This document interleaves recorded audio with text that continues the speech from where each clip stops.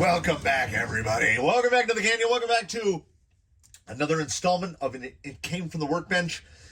And if you saw the previous installment, which was episode 3 of volume 16, which I called The Inexplicable, and I'm sticking with that because it, to me, is still inexplicable.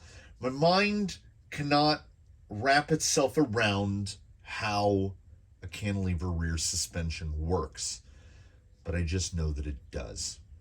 I was just talking to a buddy of mine very recently about the progress that's been taking place with It's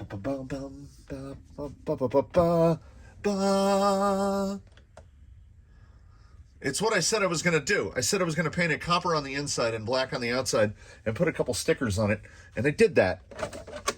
And I mean, it is very, very simple. You can see a little hint of the copper. I dusted it and black. And yeah, it's been wheeled a little bit, a couple times, because there have been some issues and there have been some changes, and I made good on threats, which was incisions in the front. And because the incisions are a little bit longer than the shocks that come with the builder's kit, instead of mounting it to the upper position, they're sharing down on the link position. So the longer shock is mounted down lower, so it gets us right back to where we were before. Again, I built the 80 millimeter incisions, and then, so here is more of an insight into the cantilever, which I still don't fully understand. The shocks are still filled with Losi 15,000 weight, and it pitches all over the place. Now, it does have a bit more damping because I built this rear tail guy because it turns out that the 10-2 chassis prefers a 70 millimeter shock.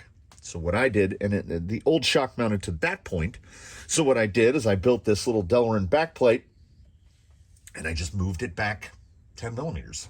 So now it fits an 80. Then I had to put different, so these are different spacers that came with the kit. You see that little 3 millimeter spacer in there? Because the relationship of the push rod, you'll see the push rod goes right up against that little guy. And if you go flat, they both go right up like that. That relationship is critical. If that rod is not, and that relationship is determined by where the shocks mount to the axle.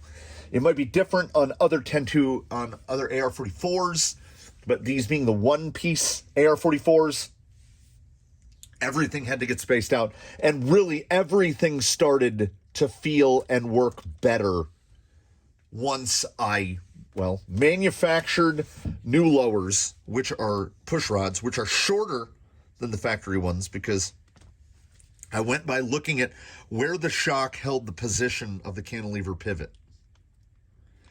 Because I wanted the suspension to basically, there's full collapse where it's touching. So we got it to where we went, and these are Traxxas Blue, which is the stiffest GTS spring. I think they're like 3.75 pounds per inch, and they genuinely do feel better. And as I had said, I moved the whites. It's axial whites on the front, Traxxas Blues in the rear. So on no other rig do we have as big of a span in spring rate between front and rear. I honestly, it's been a couple days since episode 3 went in the can, so I don't 100% remember all what was done. I know I had not yet painted the body. I don't think I had made this guy, which I think came out exactly as I wanted it. Because I said in the last one, at least I think I did, I think I said this aloud, that I felt like we had sort of a straight axle spiritual partner to Daphne the Sport. And I still think that. So I wanted to go, she runs a really pointy stinger. So I went with the pointy stinger. And now I notice there's a real Darth Vader thing going on with the front there. So everything seems good. Now, in the last round of wheeling about testing to make sure, because I would make a change and test, you will see here that there are element rod ends on those to push the pinion angle to a better angle. Because I was looking around for different links, I was looking around for spacers, and then I was like, just put a longer rod end on it and then you're done. And I did, and that took like 2 minutes. So we have also removed the factory pinion gear, and the body as it sits is kind of built around it having the gear cover, because when the body goes on the gear cover, you get a nice little guy poking out the back. But during the last little test session, when I was making further tests on this, so many hours went into cleaning this up and getting this to work correctly. In one of the wheeling sessions, I come in and the motor was at like 140 degrees, and it was making a chirping noise as it was during wheeling, which I think was the pinion rubbing against the inside of the gearbox, but I'm not sure. There was black flakes in here, so I don't know. It sounds fine now, and I did the old trick, take the pinion off and rolled it around without the pinion, and it is dead silent. Like, it makes no noise. So I don't know what got the motor so hot. Today I will have the old Raytech thermo probe in my pocket so that I can make some checks and tests to make sure everything is okay. I pulled everything apart again and looked at it. I do from A-Main, I have longer front rod ends on order so that we can get that front end cleaned up a little better. And I also have a shorter battery strap, the Scorpion. They're for drones. They're tiny. They're the shortest ones I can find. They call them extra smalls. And I haven't really done anything else to the battery mounting. Now, what did happen was an abject failure in which I thought, let's give him some nice little upgrades, right? Let's get some aluminum shock towers, which are pretty little shock towers, and a matching A-top RC rear brace, because the way I have the cantilevers mounted, they're just mounted to that chassis cross brace. So there is a strong possibility that I will be remaking this part just out of another flat plate of Delrin, because I think for this guy, all he's going to get is some kind of just flat. But now I don't know if I want to cover the shocks. So he may indeed he might get nothing. He might get a little flat piece. I don't know. He runs canyon trails, so he could easily get a spare on the back, but I don't know how committed I am to that degree. I mean, I could put a plastic rim in a foamless canyon trail, and then they're not really adding a lot of weight. How would that look before I go back on my... Yeah, I mean, it's not bad. It's not brilliant, but it's not bad. I don't know. Sound off in the comments. Let me know. So, I got these shock towers, and you might say to yourself, well, why are they not on there then? Well, here's why. I went through quite an expenditure of time and effort to get a proper relationship between panhard and steering drag link that don't bind and don't interfere very much. We get a little contact right at the very end of the stroke. So this could be a little better. On this one, they just trash can engineered it, and this wouldn't affect you maybe under other situations, but I mean, I think you can see. If you look at the distance between chassis rail and the actual point, and then you look at the chassis rail and the point, there we go. It's about 2 to 2.5 millimeters higher. So on this particular vehicle, on a 10-2, what you don't want to do is move the panhard mount up. You would, if anything, want to move the panhard mount down. So this basically doesn't work. It could work on some other build where you're starting from scratch and you didn't already have to raise your servo on spacers, go through 4 different servo horns, go through 3 or 4 different iterations of the panhard bar with spacers on either end to get things to clear and minimize the bump steer. If I put this on, we're starting all over again. So it is authentically trash can engineering. The rear brace is a very similar story, and we can exhibit this very easily. I will get closer to frame here. There are the 2 holes, and there are the 4 mounting holes, and if we overlay this to exactly where the holes are, you can see the other holes. So these are about between 3 and 4 millimeters further forward, which for anyone else, for anyone not running a cantilever rear, that would be fine. If we move this whole mounting apparatus 4 millimeters forward, I have to redo everything again. These lower links are no longer the correct length. The shocks are no longer mounted in the correct point. I have to start all over. So these will go into use somewhere else at some point in the future. But as it stands right now, that was $30 spent, and I can't use any of it. None of it works on this. So other than that, I think everything went together smashingly. We will do this session of wheeling without the gear cover in place because I am trying to isolate the variables to figure out what I still don't know why that motor got so hot, because it's certainly not like, there does not appear to be any binding here to me. It's like dead silent. Now, the cantilever. Oh my goodness. I don't want to talk about it too much in here. So when we get outside, we're going to delve into a deep discussion on the pros and cons of the cantilever rear end. And I hope to touch on as many aspects of the bizarreness that is this gentleman. It's so strange. It is so strange.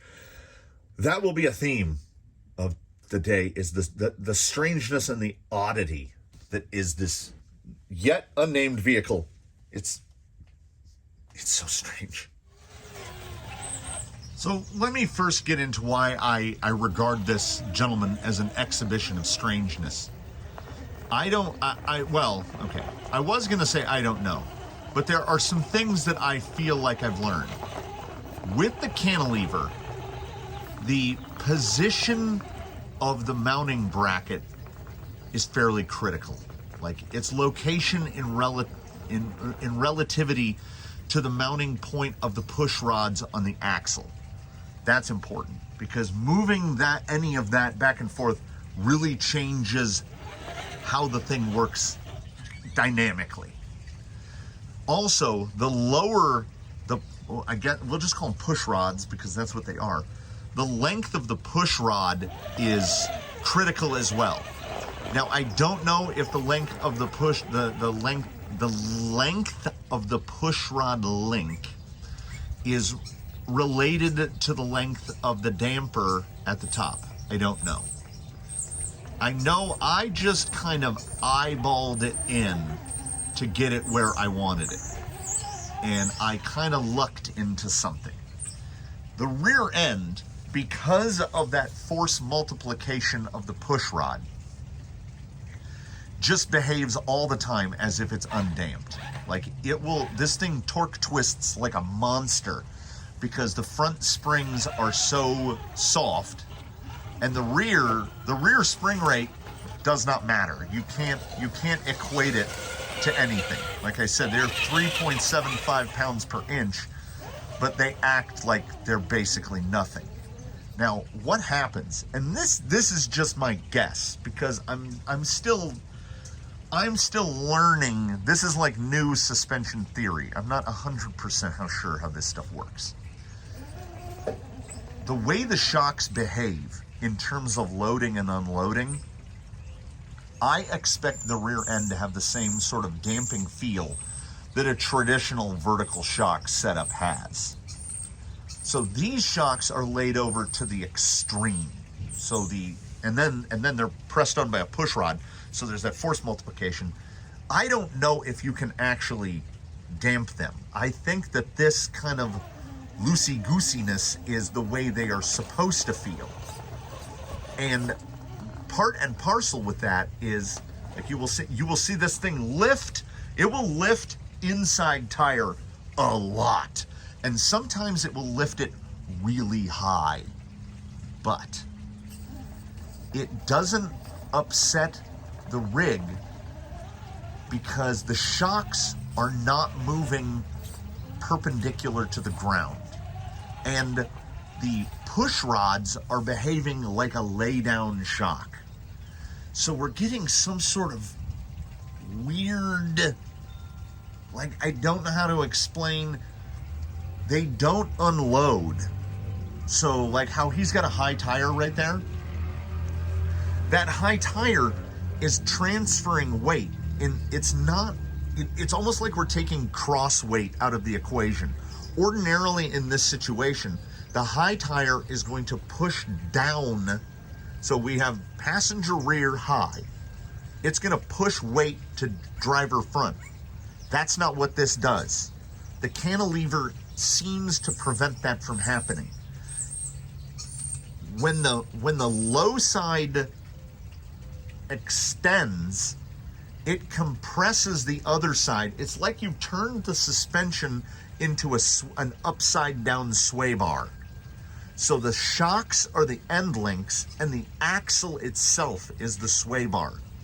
So that high tire is pushing down, physically pushing down. It's not just a matter of flex. That tire is pushing down on the other tire, which then in turn acts like cross weight. So instead of the cross weight going crossways,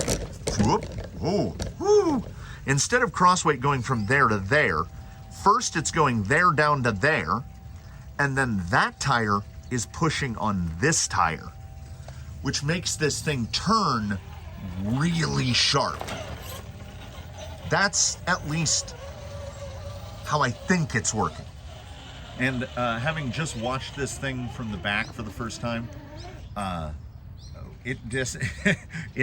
want to put a coupler nut on for the slipper nut instead of that lock nut.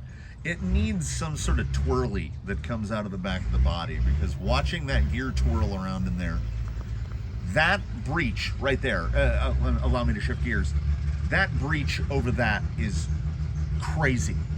This thing has straight links all the way across, and we'll come up over that and we'll see. Will we be able to position? Nope. Maybe. That high angle attack is crazy. It's almost like the cantilevers perform an anti-squat function. It's almost like they act like they've replaced the upper links. I still don't fully grasp what's going on when this thing drives. Look how high passenger front is. So this is how we would ordinarily try to attack Daphne's other line here. We'll come down here, and ordinarily that would be too far of a drop.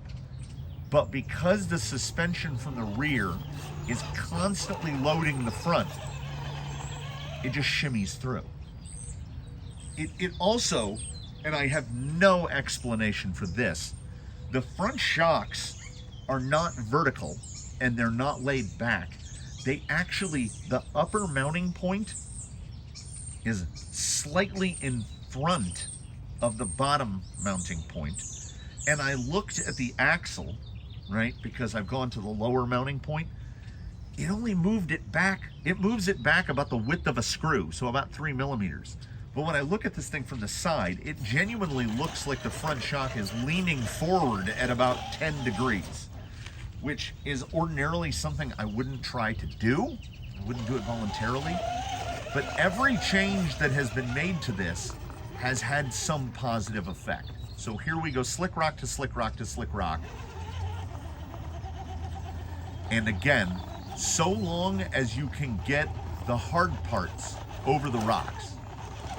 Like right there, I'm trying to clear the pumpkin. We'll go this way.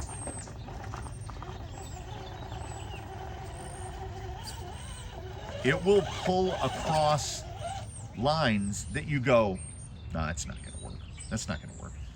And it is effectively a stock 10.2 with a cantilever rear end and a bunch of, oh, well, Well, yeah, we'll get to what I think is more important. While we talk about how my brain cannot remember some things and cannot forget others. Right there. How no. Like when that wheel dropped in, that should have been game over, man. So he took a trip to the scales. I was gonna talk about it inside and I completely forgot about it, but like I can't remember some things. I can't remember why I went into the kitchen. But I do remember the numbers that came off of him on the scales. He weighs 6.43 pounds as configured. My closest best estimate is that he is over 50% unsprung weight. And as a matter of fact, he has to be over 50% unsprung weight. Because if you'll recall in the discussion last time, his wheel tire insert combo weighs 1,038 grams. His knuckle weights weigh combined for a total of 252 grams. That is 1,090 grams, which is over a kilogram. So 2.5 pounds in that area. So you also have to add to that the other weight of the axles. So he weighs 6.4 pounds and has, in my estimation, 3.25, 3.3 pounds. So he's over 50% unsprung weight. As such, his numbers on the scale are what one would expect from having the weight that low.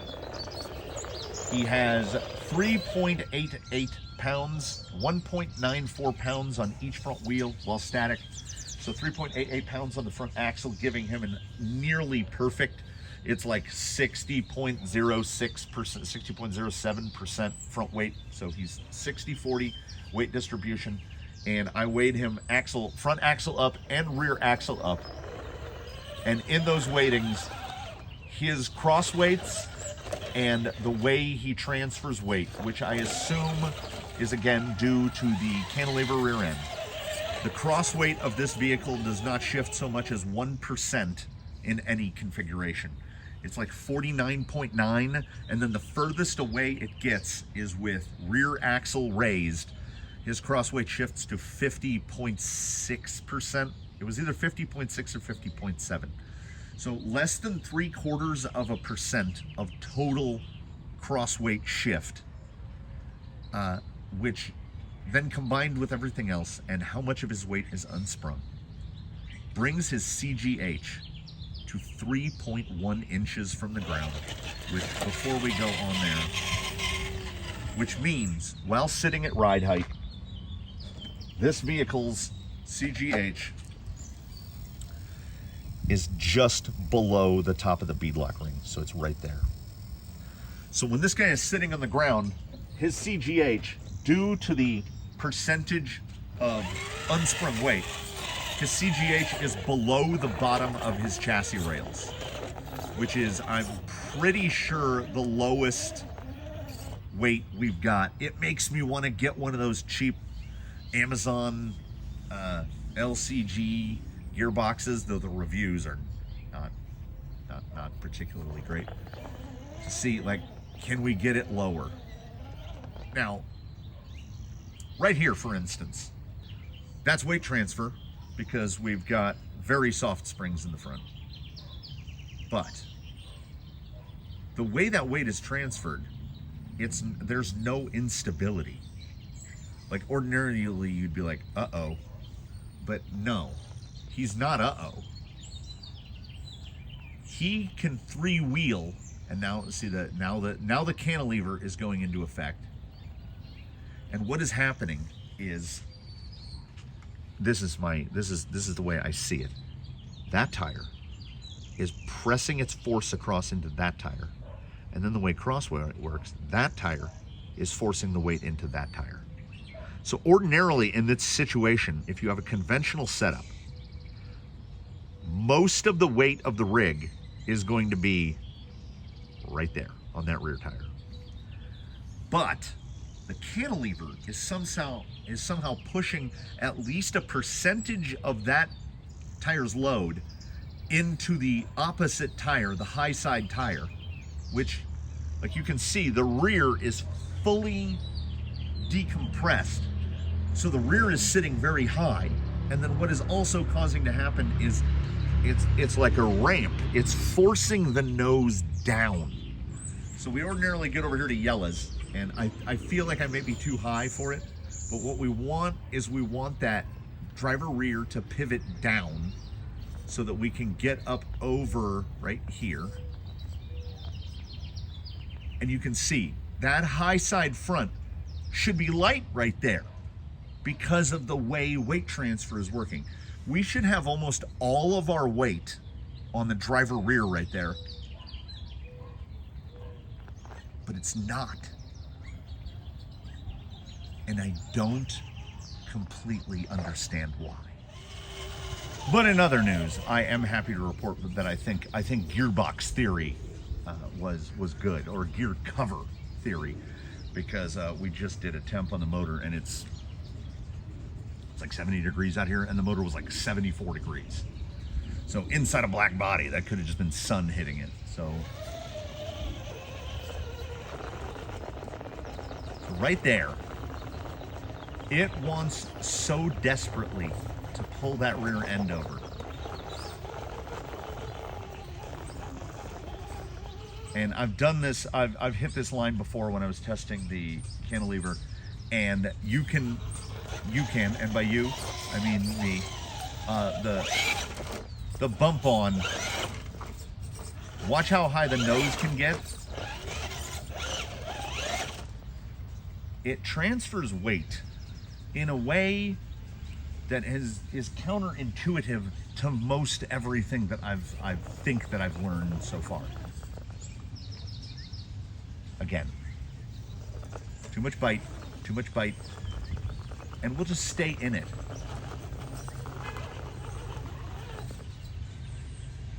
How does it do that?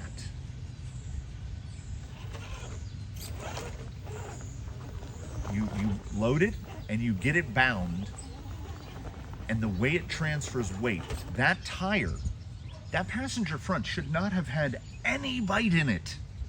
But because there was so much load on the cross tire, it just throws all the bite into that tire. So the way the suspension loads is really dynamic. And then when it descends and a bunch of weight goes onto the front axle, it somehow feels like it's pushing that, like right there, look how high the rear end is, and watch it just smush. So this thing will three-wheel motion stably. It's a torque twist monster, but it seems to be able to use it. I honestly, when I hit a line, I try to kind of mentally predict what's going to happen, and it doesn't do that.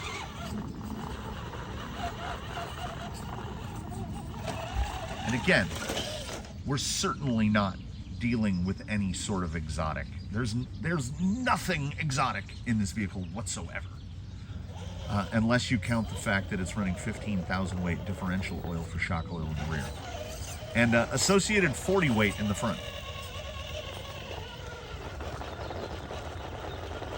Most rigs right here, because of how much load is on the front axle, they would just doodlebug over forward. They would go heels over head.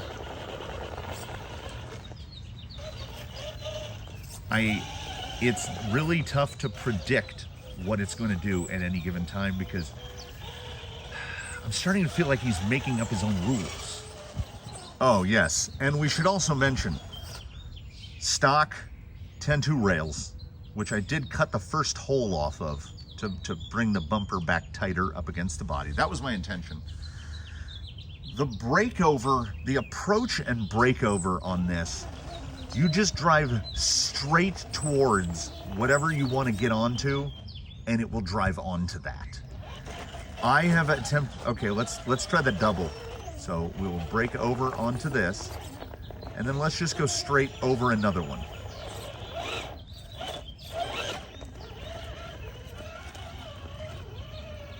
It does stuff, and then the way that cantilever rear changes the dynamic of the weight. Okay, this is a moment I would think we're gonna roll it, right? I mean, what are we even doing? That is as crossed up as you can get. Look at the angle of the bed in the back. And it doesn't feel uncertain to me at all. Now I say that, will I be able to get off of this? So you can see when that wheel takes force, look at it push the rear end down. I'm trying my best here, everybody. I don't understand what's happening. This is that celestial alchemy. It does not matter the steepness of the approach. I have hit some lines in testing the rear cantilever because I wanted to see how they unload. So I go at this way more vertically. Ordinarily, I'd be more to the left because I want to cheat along the side of that block. He does not need to cheat along the side of the block. His breakover is so powerful with a flat skid, a stock kit skid. He just powers over anything. And then you'd say, oh, well, we'll just break over the top of this. That was completely sideways.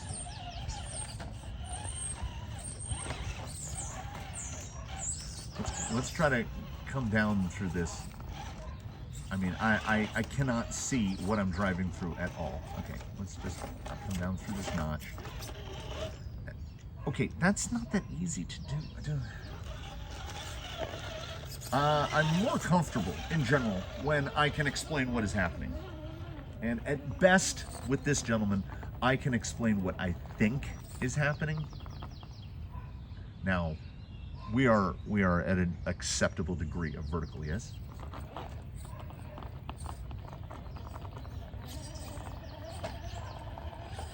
How does it do the things that it does? So for me, it's just looking increasingly likely that this guy's goal is to deprive me of content, because I feel like he's going to be one of the shorter It Came From the Workbench series, because whatever we did, the whole is somehow eclipsing the sum of the parts. Most of what is on him. So we've got a builder's kit. We've got a set of incision shocks, which are not, I mean, we've got 90s in the front and 80s in the back. Like, they could be any shock. They just happen to be incisions because they're takeoffs. So builder's kit, those shocks, and then pretty much just parts sourced from Amazon. In terms of custom fabrication, I made a bumper, and I made a thing to space the shocks back because I was too stubborn to buy 70mm shocks. Because in my head, when I knew I was going to put the cantilever setup on, I said, I've got some 80mm incisions that I'm going to put on there, because I know 99 out of 100 Amazon shocks are garbage. And the incisions are pretty good. Like, the only parts of the actual cantilever kit are the, whatever you call the little pivot pieces, the cantilevers. The cantilevers are the only parts I'm using. I'm not using the rods, none of the fittings. Just, I'm using the cantilevers and the bearings. That's it. He has so much steer angle. And I think that is due to,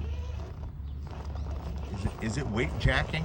I mean, is it jacking the weight onto the front axle? I don't know what it's doing.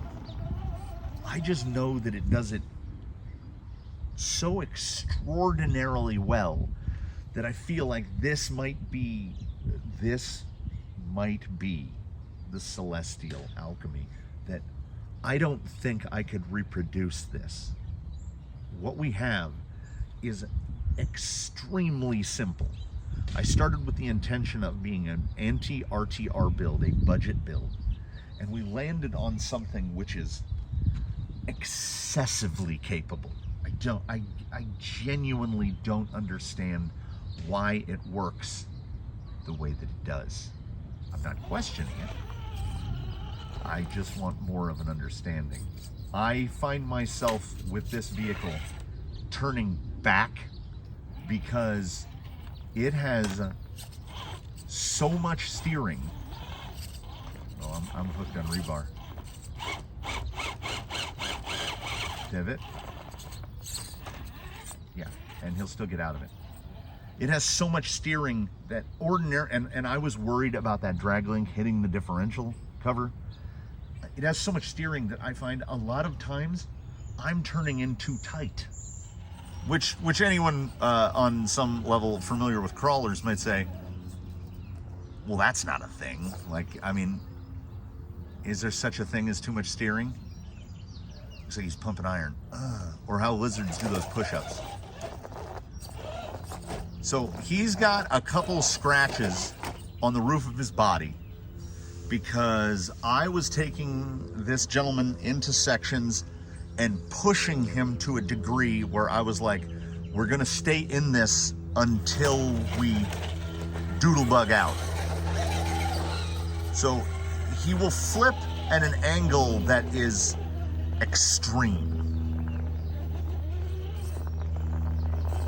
But under any other situation, if he has bite, he's gonna pull over it. Uh-oh. There's a big ant walking on my hillbilly foot. I've come to love watching that tire just pull, just get so light. Because he will three-wheel motion all day, and then I don't understand. I don't understand how he pulls up, over, and out of situations that should just flip him over backwards. He just keeps going. Right here, you can see that is going into vertiface. This is as steep as anything he's attacked so far, so I don't know where we're gonna get.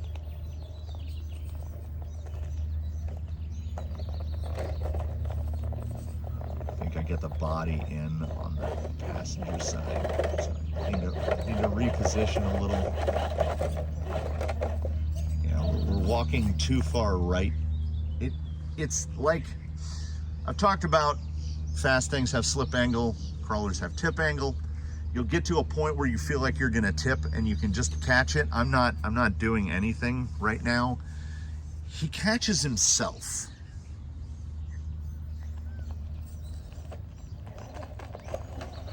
And will plant in ways that don't seem possible to me. Did that seem, I mean, it looked sketch, but did that seem uncertain to anyone? Did it seem like, oh no, he's lost it? It descends as if it's not descending. And I think a big part of that goes to how the cross weight does not shift. And due to the cantilevers and the way that the suspension geometry just happened to luck into existence, look how satiny that black is. What we ended up with that very low CG, with the very high, like look at that drive around, with not just no weight on driver front, but driver front way up in the air. And it just crosses the weight over and turns it into traction. So when he lifts that side high, it's transferring all that weight onto the tire that it needs to transfer it to. So he's got limited slip links that it moves the power. He's got spooled, he's got spooled suspension. It doesn't move the power to the unloaded wheel. It moves the power from the bound wheel to somehow to the wheel that needs it. Someone out there that knows more than me knows why this do what it do. I have to instead just sit here and know that sometimes it be like that. That's how this be. We aim it at spots that you ordinarily, and by you I mean me, go, not gonna happen. How high can we get that tire? Oh, we're gonna fall into that slide.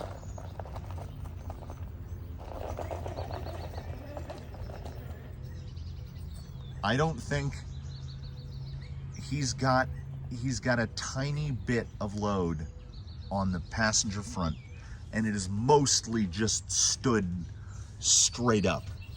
So let's see if we can.